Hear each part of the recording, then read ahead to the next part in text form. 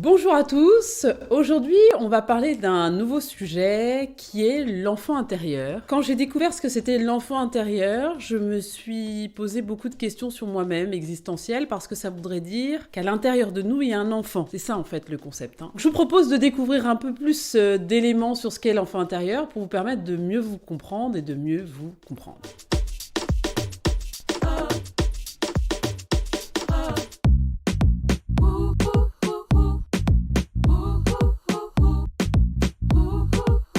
Quand on fait des recherches sur l'enfant intérieur, on trouve pas mal de reportages. Il y en a un qui est très bien, enfin une conférence plutôt qui est très bien, que je vais vous mettre en description, qui vous permettra, il y en a deux d'ailleurs, qui vous permettra de saisir le concept de l'enfant intérieur. Mais on va dire que ça a commencé à être mis en lumière par le psychiatre Carl Jung dans les années 40. Il a commencé à parler de l'enfant intérieur et de se rendre compte que dans de nombreux mythes, beaucoup de sauveurs étaient des enfants-dieux. Cette notion a commencé à émerger à ce moment-là et dans les années 60, elle s'est popularisée, en tout cas un peu plus, dans le milieu de la psychologie aux États-Unis. Eric Berne, également un psychologue, a mis en avant le fait qu'à l'intérieur de nous, donc notre moi était constitué de 3 états. Le premier état, ce serait les parents, donc les parents, cette entité parentale, donc représentée par le père et la mère, qui sont une forme d'autorité et qui définissent les règles. Il y aurait une deuxième entité qui serait l'adulte. L'adulte, lui, serait, vous savez, celui qui pense, qui réfléchit et qui essaie de résoudre les problèmes. Et la troisième entité, ce serait l'enfant intérieur. Et l'enfant intérieur, il est là pour ressentir, avoir des émotions, profiter de la vie avec beaucoup de légèreté et de simplicité. Dans ces 3 états, nous, on va vraiment se caler sur l'enfant intérieur. Et l'enfant intérieur, essayez de vous souvenir, quand vous aviez entre 0 et 6-7 ans à peu près, tous les rêves que vous aviez. Le champ des possibles, replongez-vous vraiment en arrière. Tout est possible, le Père Noël existe,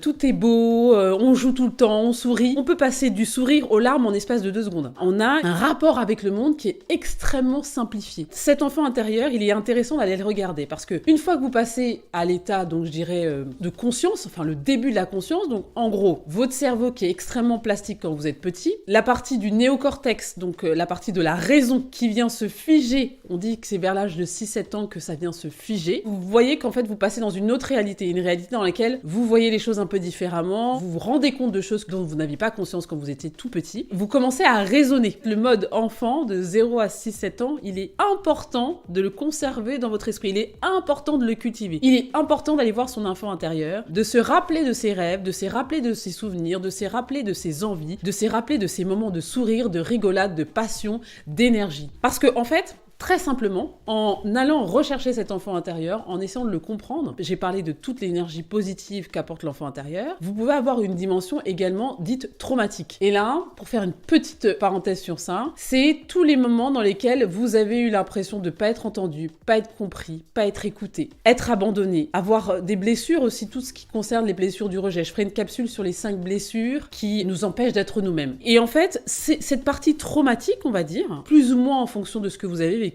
Cette partie traumatique, même si je sais qu'elle est désagréable pour les 3/4 des gens, même moi c'est désagréable, qu'elle est intéressante parce qu'elle va vous permettre de comprendre pourquoi vous fonctionnez ou pourquoi vous réagissez de telle ou telle manière en étant adulte. Il faut savoir que l'adulte que vous êtes aujourd'hui est constitué principalement par votre enfance entre 0 et 6-7 ans. Tout ce que vous avez vécu de positif, de moins positif, en tout cas, qui est cette mémoire en fait de votre enfant intérieur, c'est intéressant de parfois aller piocher dedans pour comprendre qui vous êtes, quel est l'adulte que vous êtes et pourquoi vous réagissez de telle ou telle manière. Il y a des personnes qui me diront non, moi franchement Sandra, j'ai absolument pas envie d'aller plonger dans mon enfance, c'était pas drôle, mes parents étaient pas marrants, j'ai passé une enfance difficile, c'est traumatique pour moi, j'ai pas du tout envie d'y aller. C'est votre choix et je comprendrai totalement. Le truc c'est que vraiment vous aurez des clés de lecture vraiment importantes. Souvent dans des thérapies ou dans des coachings que je fais d'ailleurs, j'amène et j'accompagne les gens à mieux comprendre leur enfant intérieur parce que ça leur permet d'être des adultes plus en paix, plus en sérénité, plus en compréhension de leurs rêves et de leurs envies. Ce que je vous propose, c'est de faire un petit exercice. Souvenez-vous de votre enfant intérieur. C'est très simple. Vous fermez les yeux, vous replongez dans un souvenir d'enfance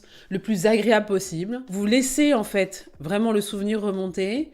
Vous visualisez. Si vous avez envie de dessiner, vous pouvez dessiner, créer, vous pouvez créer, il n'y a pas de souci. L'enfant intérieur est plein d'idées, plein de créativité, plein d'énergie positive. Donc c'est quelque chose qui peut vraiment vous aider au quotidien. Si vous avez un commentaire à faire, en tout cas j'espère que vous aurez un commentaire à faire sur ce que vous pensez de l'enfant intérieur, comment vous vivez votre enfant intérieur, est-ce que c'est quelque chose que vous aviez déjà envisagé, vous aviez déjà échangé, créé un dialogue intérieur avec vous-même sur l'enfant intérieur, faites un commentaire et je serai ravie d'échanger avec vous. Voilà, écoutez, ce que je ferai, c'est que je mettrai plein de liens pour que vous puissiez aller voir plus d'informations sur l'enfant intérieur, parce que j'ai fait beaucoup de temps et que Xavier va me faire 7 minutes, sachant qu'il va couper des bouts parce que j'ai bugué sur certains mots, mais c'est pas grave, je vous embrasse et je vous dis à bientôt.